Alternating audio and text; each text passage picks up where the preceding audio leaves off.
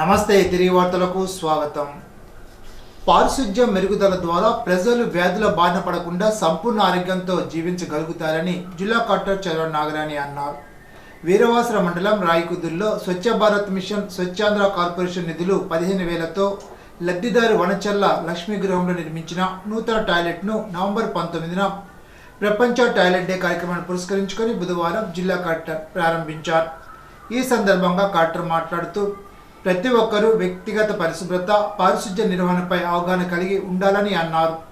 తల్లిదండ్రులు పిల్లలకు పరిశుభ్రతపై అవగాహన కల్పించాలని అన్నారు. పాఠశాల ఉపాధ్యాయులు విద్యార్థులకు వ్యక్తిగత పరిశుభ్రత, పరిసరాల పరిశుభ్రతపై అవగాహన కల్పించాలని అన్నారు. బహిరంగ మలమూత్ర విసర్జన వల్ల ప్రజలు అనేక వ్యాధుల బారి పడుతున్నారని తెలిపారు. బహిరంగ మలమూత్ర విసర్జన చేయకపోవడం సామాజిక బాధ్యతగా తీసుకోవాలని అన్నారు. ప్రజలందరూ వ్యక్తిగత సామూహిక మరుగుదొడ్లను మాత్రమే వినియోగించాలని తెలిపారు.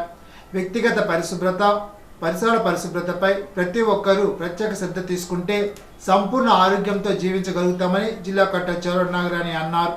కార్యక్రమంలో జిల్లా ఆర్డబ్ల్యూఎస్ అధికారి కె శ్రీనివాసరావు, డిఈఈటి శ్రీనివాసరావు, ఎంపీడీఓ వైభవతి, తహసీల్దార్ ఏవి రామంజనేయులు, గ్రామ సర్పంచ్ గడ్డం భారతి, లబ్ధిదారు వనచల్ల లక్ష్మి తదితరులు పాల్గొన్నారు. అత్తిలి బస్టాండ్ సెంటర్లో వేంచేస్తున్న నాగమ్మ తల్లి ఆలయం వద్ద నాగుల చవితిని పురస్కరించుకొని టీడీడీ కళ్యాణ మండపంలో అఖండ అన్న సమారాధన నిర్వహించారు. ఈ సమారాధనలో శాసనసభ్యులు రాధాకృష్ణ, కూటమి నాయకులు పాల్గొన్నారు. పెద్ద సంఖ్యలో భక్తులు ఈ అన్న సమారాధనలో పాల్గొని అమ్మవారి తీర్థ ప్రసాదాలు స్వీకరించారు.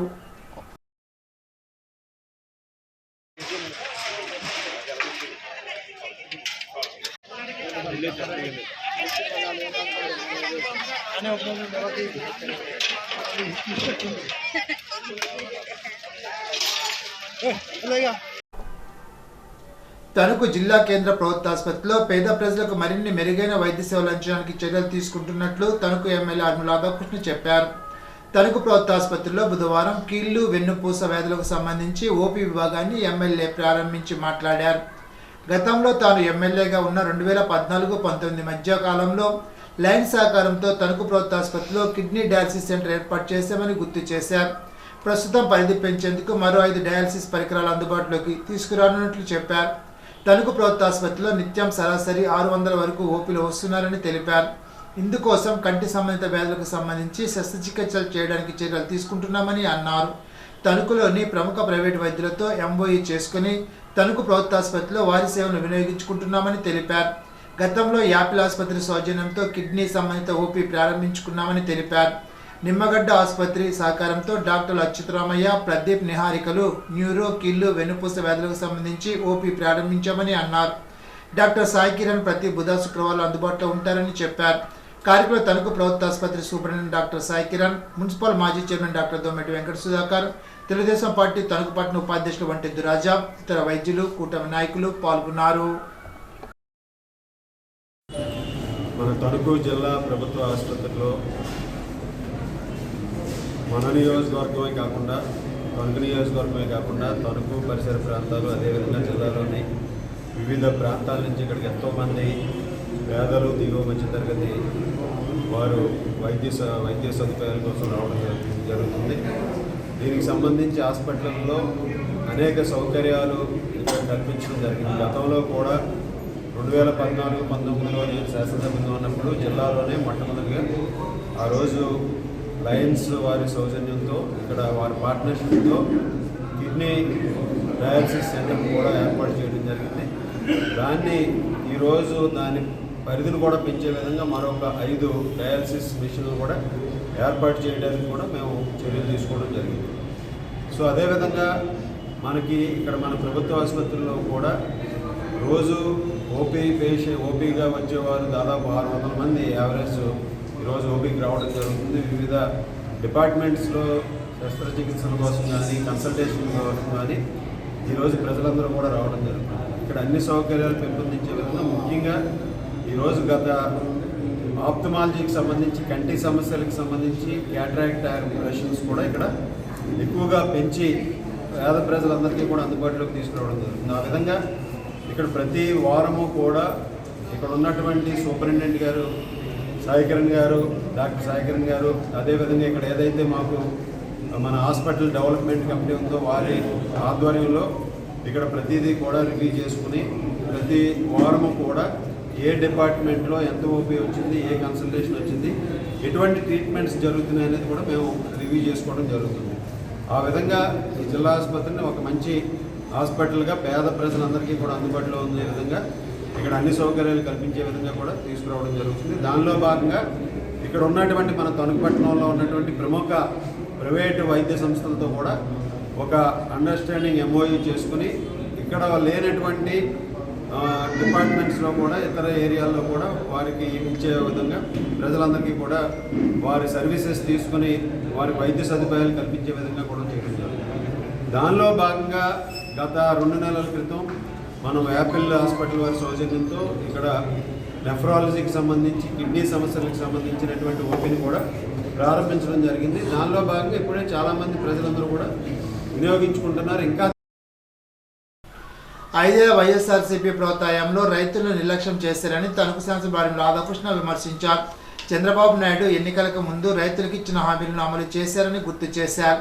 అన్నదాత సుఖీభవ పీఎం కిసాన్ పథకంలో భాగంగా 2వ విడత రైతుల ఖాతాల్లో జమ అయిన సందర్భంగా బుధవారం తణుకు కమ్మ కళ్యాణ మండపంలో ఏర్పాటు చేసిన కార్యక్రమంలో మాట్లాడారు. జగన్మోహన్ రెడ్డి ఇచ్చిన హామీలు అమలు చేయకుండా రైతులను మోసం చేశారని అన్నారు. 5 ఏళ్లలో రైతులను బూతులు తిడుతూ వారి పట్ల అవహేళనగా మాట్లాడుతూ స్థానికంగా మంత్రిగా పనిచేసిన కార్మూరు వెంకట నాగేశ్వరరావు వ్యవహరించారని ఆరోపించారు. గతంలో తుఫాను కారణంగా తణుకు నియోజకవర్గంలో పంట నష్టం ఏర్పడితే 3,434 మంది రైతులకు గాను 3.14 కోట్ల ఇన్పుట్ సబ్సిడీ కింద రైతుల ఖాతాల్లో జమ చేసినట్లు తెలిపారు. ఇటీవల మొందా తుఫాను కారణంగా 3,783 ఎకరాల్లో పంట నష్టం జరిగినట్లు అంచనా వేసి అందుకు సంబంధించి 3,857 మంది రైతులకు 3.84 కోట్ల ప్రభుత్వానికి అంచనాలు పంపించినట్టు గుర్తు చేశారు. కాలువల్లో తూడు తొలగించడానికి ఇటీవల వేసవి నుంచి ఇప్పటి వరకు దాదాపుగా 10 కోట్ల మేర ఖర్చు చేసినట్లు తెలిపారు. అన్నదాత సుఖీభవ పథకానికి సంబంధించి తణుకు నియోజకవర్గంలో 16,954 మంది రైతులకు మొదటి విడతలో ఆగస్టు 2025లో 11.66 కోట్ల రైతుల ఖాతాలో జమ చేయగా అక్టోబర్ 16లో 16,000 మంది రైతులకు 11.51 కోట్ల మేర రైతుల ఖాతాల్లో జమ చేసినట్లు తెలిపారు. కూటమి ప్రభుత్వం అధికారంలోకి వచ్చిన తర్వాత రైతులకు అండగా ఉంటోందని అన్నారు. వారికి ఎలాంటి కష్టం వచ్చినా ఆదుకునేందుకు ముఖ్యమంత్రి చంద్రబాబు నాయుడు, ఉప ముఖ్యమంత్రి పవన్ కళ్యాణ్, మంత్రి నారా లోకేష్ సిద్ధంగా ఉన్నట్లు తెలిపారు. ముఖ్యమంత్రి చంద్రబాబు నాయుడు, ఉప ముఖ్యమంత్రి పవన్ కళ్యాణ్, ప్రధానమంత్రి నరేంద్ర మోడీ, రాష్ట్రపతి నారా లోకేష్ చిత్రపటాలకు రైతులు ధాన్యంతో అభిషేకం చేశారు. కార్యక్రమం నియోజకవర్గంలోని కూటమి నాయకులు, కార్యకర్తలు, రైతులు పెద్ద ఎత్తున పాల్గొన్నారు. 3,174 కోట్ల రూపాయలు ఆగస్టులో జమ చేశాం. 2వ విడత 3,135 కోట్లు మీ అకౌంట్ లో జమ చేశాం. మీకు ఏదైనా అనుమానం ఉంటే మీ బ్యాంక్ అకౌంట్ ఒకసారి చెక్ చేసుకోండి. ఇప్పుడే అందరికీ డీబీటీ వచ్చిందా లేదా? సెల్ ఫోన్ చేరు పైకి ఎత్తండి. ఓకే, బ్యాంక్ అకౌంట్ చేరు పైకి ఎత్తండి.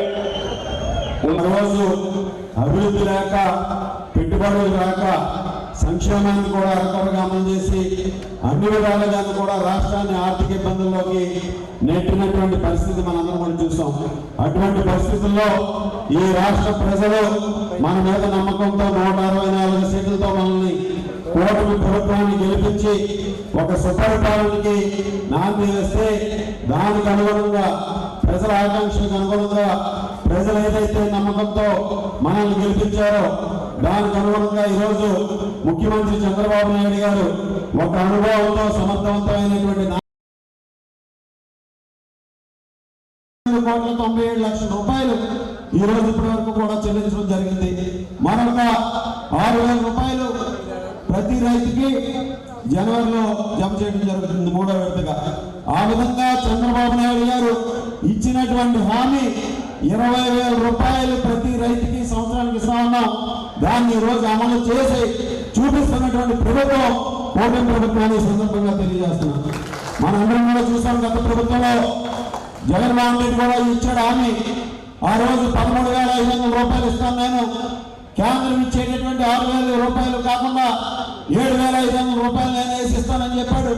కానీ ఎక్కడైనా మీ ఖాతాల్లో 13,500 జమ అయిందా చెప్పమని అడుగుతున్నాను. జమ అయిందా? మీ ఖాతాలో జమ అయిందా? ఆ రోజు 6,000 ఇచ్చి చేతులు దులుపుకున్నాడు ఆ పెద్ద మనిషి. ఆ విధంగా వాళ్ళు రైతుల్ని పూర్తిగా అన్యాయం చేసినటువంటి పరిస్థితి కూడా మనందరం కూడా చూడొచ్చు. అలాగే ఈరోజు అధిక వర్షాలు వచ్చినప్పుడు కానీ మన గత సంవత్సరంలో 2 పంటలు ఇప్పటి వరకు కూడా మనకి మొదలుగా మన ప్రభుత్వం వచ్చిన తర్వాత ఒక ఖరీఫ్ పూర్తి చేసుకున్నాం, ఒక రబీ పూర్తి చేసుకున్నాం, మరలా ఇప్పుడు 2వ ఖరీఫ్కి వెళ్తున్నాం. ఈ ఖరీఫ్ ఇప్పుడు ధాన్యం ఈరోజు సేకరణ చేస్తున్నాం. మొదటి గత తణుకులో రోడ్ రన్ పోస్టర్ను ఎమ్మెల్యే ఆర్మీ రాధాకృష్ణ ఆవిష్కరించారు. డిసెంబర్ 7న తణుకులో 3K, 5K, 10K road run నిర్వహిస్తారు. ఆరోగ్యం, శుభ్రత, పారిశుధ్యంపై అవగాహన కల్పించేందుకు తణుకు రోడ్ రన్నర్ సొసైటీ దోహదపడుతోంది. రోడ్ రన్నర్స్ కార్యక్రమంలో 2000 మంది యువత, విద్యార్థులు పాల్గొనున్నారు. తణుకు తెలుగుదేశం పార్టీ కార్యాలయంలో రోడ్డు రన్నర్ పోస్టర్ ఆవిష్కరణలో వివరాలను ఎమ్మెల్యే ఆర్మీ రాధాకృష్ణ వెల్లడించారు. తణుకులో గల వెంకటేశ్వర ఆలయంలో వెంకటేశ్వర సహజ ఐశ్వర్యలక్ష్మి హోమాన్ని ఆలయ అర్చకులు ఘనంగా నిర్వహించారు. పెద్ద సంఖ్యలో భక్తులు స్వామివారిని దర్శించుకున్నారు.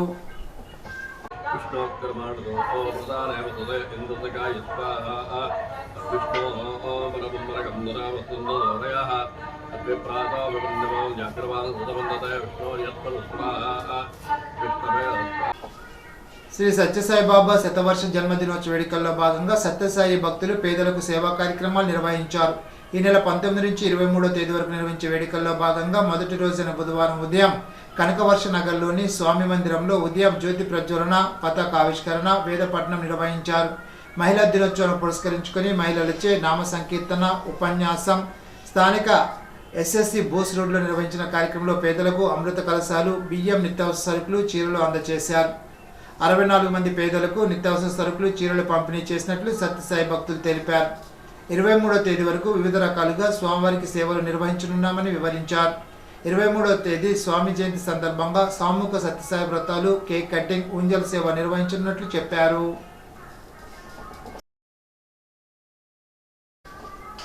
పెనుగొండ మండలం సిద్ధాంతంలో అన్నదాత సుఖీభవ పీఎం కిసాన్ 2వ విడత పంపిణీ నిర్వహించారు. ముఖ్య అతిథిగా హాజరైన తెలుగుదేశం పార్టీ పోలిట్ బ్యూరో సభ్యులు, మాజీ మంత్రి ఎమ్మెల్యే పీతన్ సత్యనారాయణ మాట్లాడుతూ రాష్ట్రంలోనూ కేంద్రంలోనూ డబుల్ ఇంజన్ సర్కార్ సంక్షేమాన్ని అభివృద్ధి సమప్రాధాన్యతని అన్నారు. రైతు సంక్షేమే ధ్యేయంగా ఎన్డీఏ కూటమి పనిచేస్తోందని, దానికి అనేక మేలు చేస్తోందని చెప్పారు. 2025 నవంబర్ 19న రాష్ట్ర ప్రభుత్వం ప్రారంభించిన అన్నదాత సుఖీభావ పథకం కింద కేంద్రం పీఎం కిసాన్ నుండి 2000, రాష్ట్ర ప్రభుత్వం నుండి 5000, మొత్తం కలిపి 7000ను ప్రతి అర్హత ఉన్న రైతు ఖాతాల్లో జమ కానున్నట్లు చెప్పారు. ఆచ నియోజకవర్గానికి చెందిన 19,175 మంది రైతుల ఖాతాల్లో 13,42,25,000 జమ అవుతుందని తెలిపారు. ధాన్యం కొనుగోలు చేసి 48 గంటల లోపే ధాన్యం బిల్లులు రైతుల ఖాతాలో జమ చేస్తామని హామీ ఇచ్చారు. అవసరమైన గోనె సంచులు ఇప్పటికే అన్ని రైతు సేవా కేంద్రాల్లో అందుబాటులో ఉన్నాయని తెలిపారు. పీఎం కిసాన్ అన్నదాత 2వ విడత నిధులు రైతు ఖాతాల్లో నేడు జమ అయ్యాయి. దానికి సంబంధించిన కార్యక్రమాన్ని తాడేపల్లిగూడెం శాసనసభ్యులు ప్రభుత్వ బొలిశెట్టి శ్రీనివాస్ బుధవారం వెంకటరమణగూడెం హార్టికల్చర్ యూనివర్సిటీలో కృషి విజ్ఞాన కేంద్రంలో ప్రారంభించారు.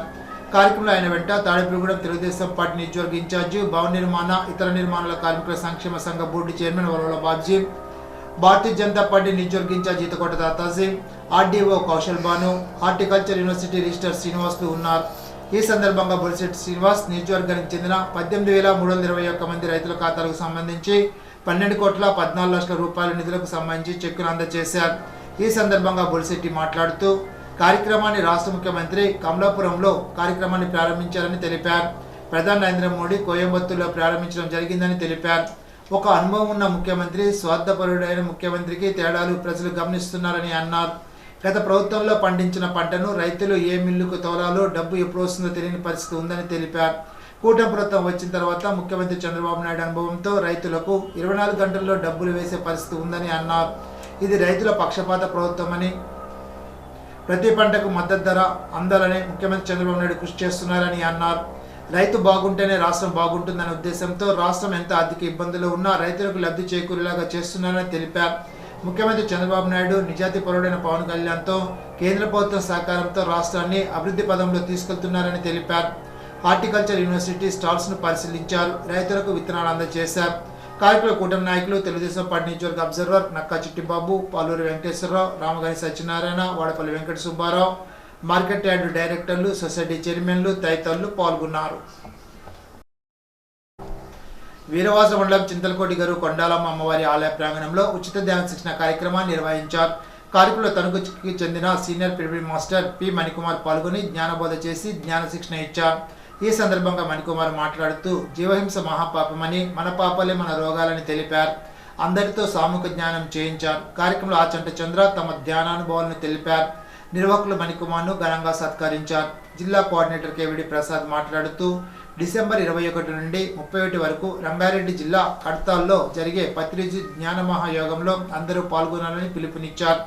కార్యక్రమంలో ఎర్రింక రంగదాసు, వెంకట్రామయ్య, రాణి, అడ్డాల వెంకటేశ్వరరావు పాల్గొన్నారు. ఇప్పుడు తూర్పుగోదావరి జిల్లా వార్తలు.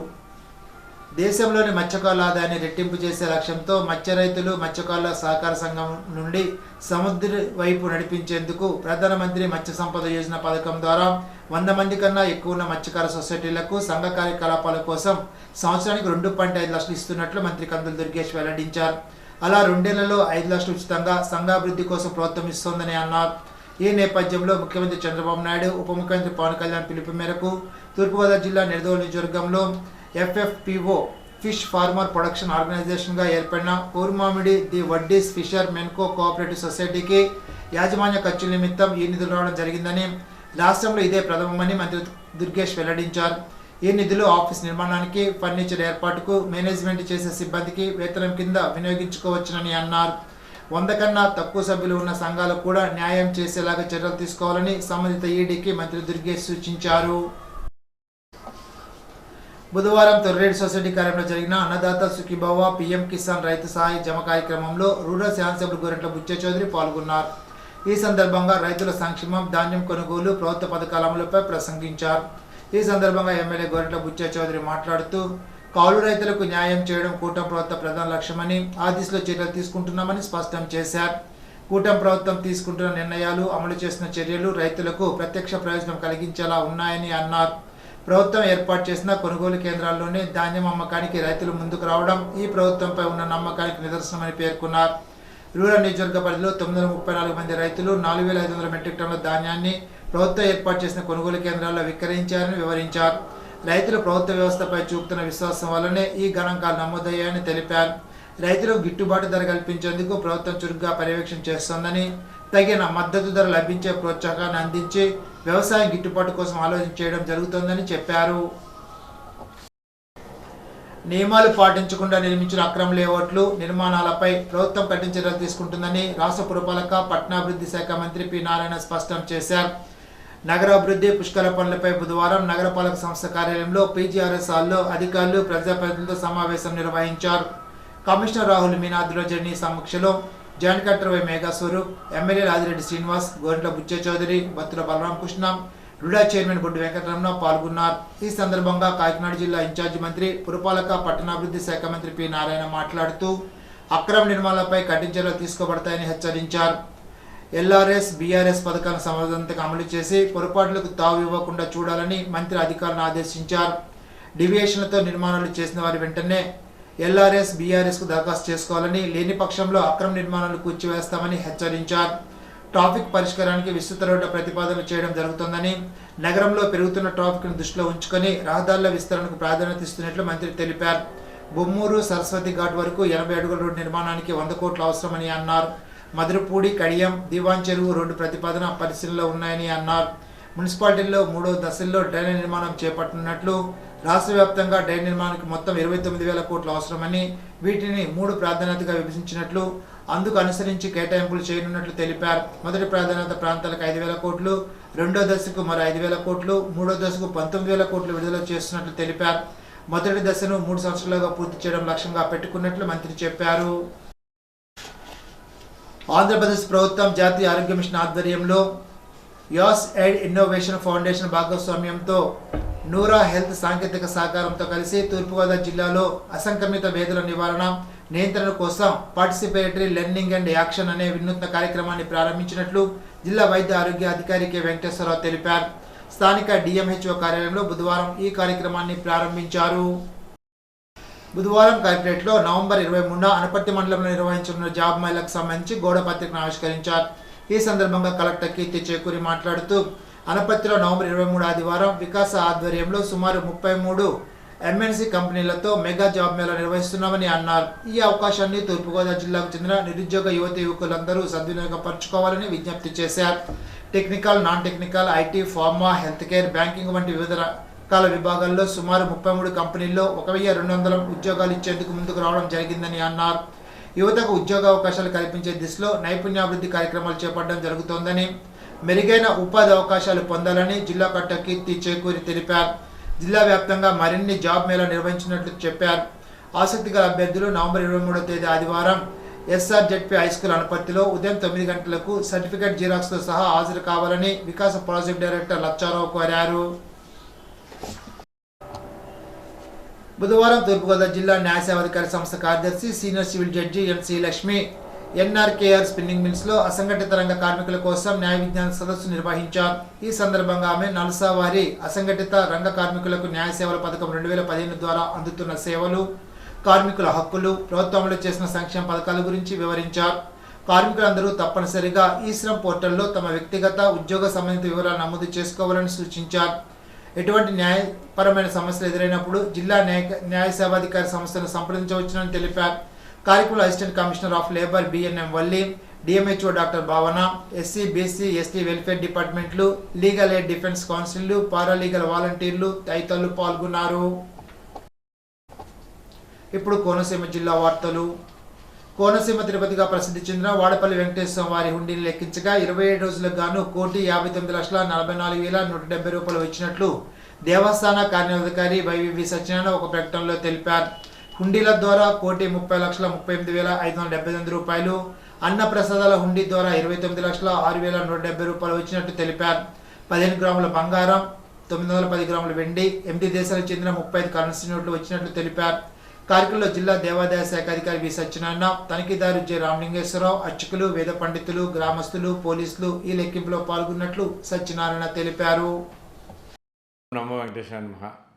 డాక్టర్ బిఆర్ అంబేద్కర్ కోనసీమ జిల్లా ఆత్రేయపురం మండలం వాడపల్లి గ్రామంలో వేయించేస్తున్న స్వయంభూ శ్రీ వెంకటేశ్వర స్వామి వారి ఆలయంలో ఈరోజు వెంకటేశ్వర స్వామి వారు మరియు విశ్వేశ్వర స్వామి వారి ఆలయ హుండీలు తెరవగా 27 రోజులకు గాను 1,30,38,578 రూపాయలు, అన్నప్రసాదం హుండీల ద్వారా 29,06,170 రూపాయలు, వెరసి మొత్తం 1,59,44,748 రూపాయలు కరెన్సీగా రావడం జరిగింది. బంగారం 15 గ్రాములు, వెండి 910 గ్రాములు వచ్చింది.